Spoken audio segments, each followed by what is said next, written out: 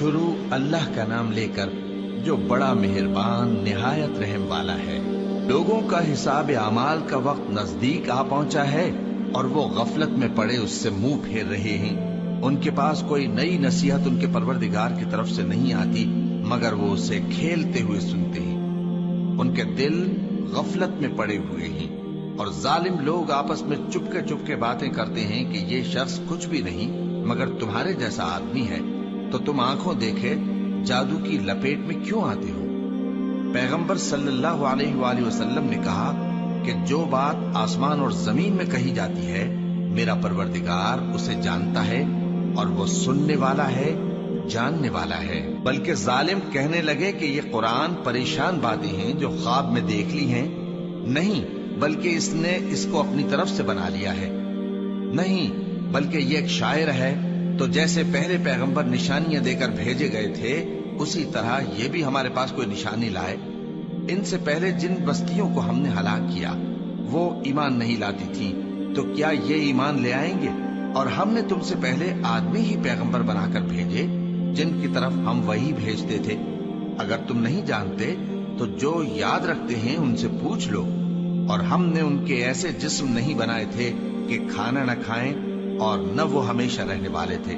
پھر ہم نے ان کے بارے میں اپنا وعدہ سچا کر دیا تو ان کو اور جس کو چاہا نجات دی اور حد سے نکل جانے والوں کو ہلاک کر دیا۔ ہم نے تمہاری طرف ایسی کتاب نازل کی ہے جس میں تمہارا تذکرہ ہے، کیا تم نہیں سمجھتے؟ اور ہم نے بہت سی بستیوں کو جو ظالم تھی پیس ڈالا اور ان کے بعد اور لوگ پیدا کر دیے۔ جب انہوں نے ہمارے عذاب کو دیکھا تو لگے اس سے بھاگنے۔ مت بھاگو اور جن نعمتوں میں تم عیش و آسائش کرتے تھے ان کی اور اپنے گھروں کی طرف لوٹ جاؤ، شاید تم سے اس بارے میں دریافت کیا جائے۔ کہنے لگے ہائے شامت، بے شک ہم ظالم تھے۔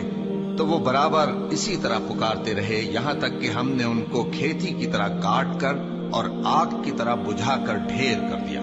اور ہم نے آسمان اور زمین کو اور جو مخلوقات ان دونوں کے درمیان ہے اس کو کھیل تماشے کے لیے پیدا نہیں کیا۔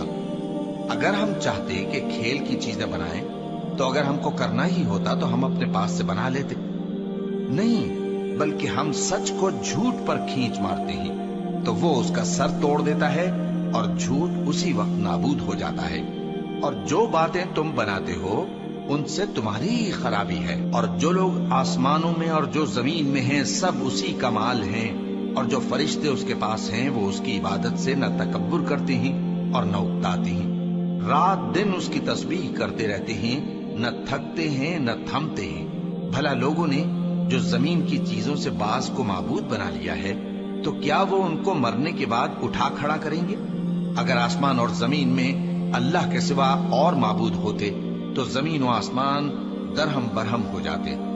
جو باتیں یہ لوگ بناتے ہیں تو اللہ جو مالک عرش ہے ان باتوں سے پاک ہے۔ وہ جو کام کرتا ہے اس کی پرسش نہیں ہوگی، اور جو کام یہ لوگ کرتے ہیں اس کی ان سے پرسش ہوگی۔ کیا لوگوں نے اللہ کو چھوڑ کر اور معبود بنا لیے ہیں؟ کہہ دو کہ اس بات پر اپنی دلیل پیش کرو۔ یہ میری اور میرے ساتھ والوں کی کتاب بھی ہے اور جو مجھ سے پہلے پیغمبر ہوئے ہیں ان کی کتابیں بھی ہیں، بلکہ بات یہ ہے کہ ان میں اکثر حق بات کو نہیں جانتے اور اس لیے اس سے منہ پھیر لیتے ہیں۔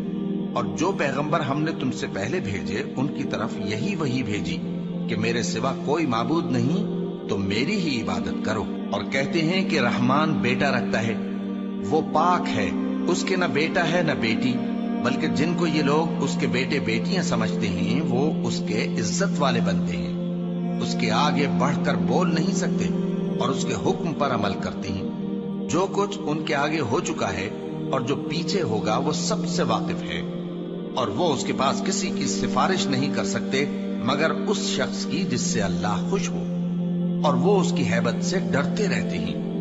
اور جو شخص ان میں سے یہ کہے کہ اللہ کے سوا میں بھی معبود ہوں تو اسے ہم دوزخ کی سزا دیں گے۔ ظالموں کو ہم ایسی ہی سزا دیا کریں۔